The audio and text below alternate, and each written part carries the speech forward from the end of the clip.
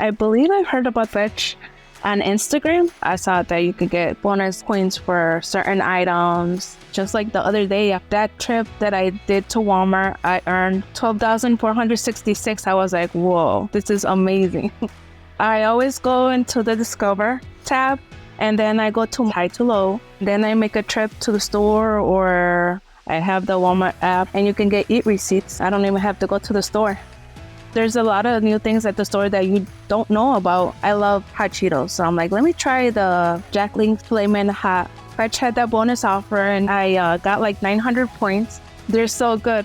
I get gift cards to Texas Roadhouse and TJ Maxx. We always spend on something, either gas, groceries, or going out. Just remind yourself to scan the receipt. And I love this app. It is incredible.